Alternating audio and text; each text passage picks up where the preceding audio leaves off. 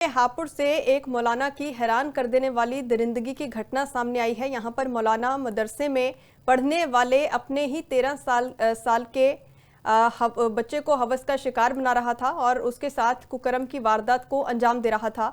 लेकिन अचानक संदिग्ध परिस्थिति में जैसे ही किशोर की मौत हो गई तो परिजनों को रिश्तेदार मौलाना पर शक हुआ। परिजनों ने शक के आधार के ऊपर जब मृतक बच्चे का पोस्टमार्टम उसका शव कब्र से निकलवा कर करवाया तो मासूम के साथ दरिंदगी किए जाने की खौफनाक सच्चाई सामने आई है।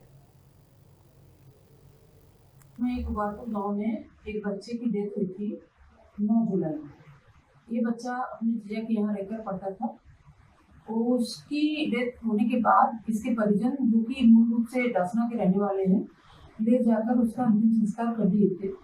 फिर बाद में उनको संदेह हुआ कि इसकी मौत पे कुछ संदिग्धता है, तो उस आधार पर लोगों ने पोस्टमार्टम कराया था, जिसमें इस बच्चे के साथ मारपीट एवं सेक्सुअल असॉल्ट के कुछ तथ्य अंकित किए गए थे, जिसके आधार पर थाना ऑफिस में अभियोग पंजीकृत किया गया और अभियुक्त को 115 बीएनएस, 105 बीएनएस और पॉक्सो एक्ट की हापुड़ से एक मौलाना की हैरान कर देने वाली दरिंदगी की घटना सामने आई है। यहाँ पर मौलाना मदरसे में पढ़ने वाले अपने ही 13 साल के बच्चे को हवस का शिकार बना रहा था और उसके साथ कुकर्म की वारदात को अंजाम दे रहा था।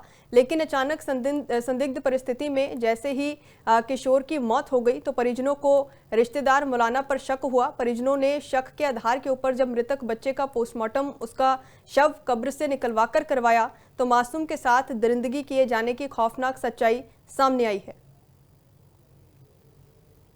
एक बार तो गांव में एक बच्चे की डेथ हुई थी 9 जुलाई।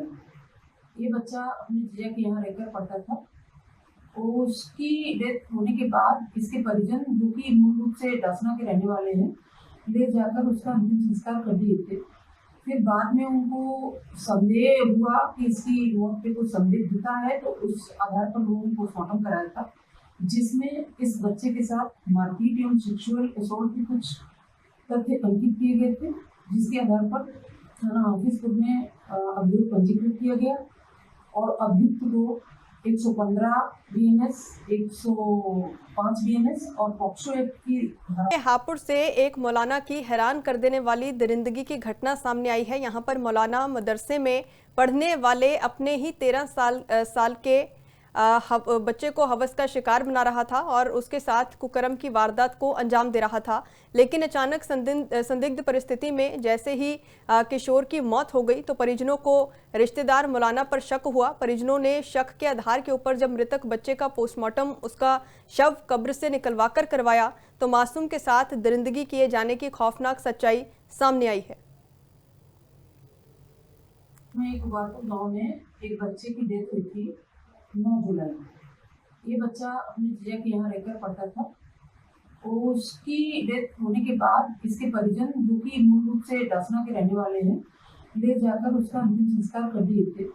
फिर बाद में उनको संदेह हुआ कि इसकी मौत पे कुछ संदिग्धता है, तो उस आधार पर लोगों ने पोस्टमार्टम कराया था, जिसमें इस बच्चे के साथ मारपीट एवं सेक्सुअल असॉल्ट के कुछ तथ्य अंकित किए गए थे, जिसके आधार पर थाना ऑफिस में अभियोग पंजीकृत किया गया और अभियुक्त को 115 बीएनएस, 105 बीएनएस और पॉक्सो एक्ट की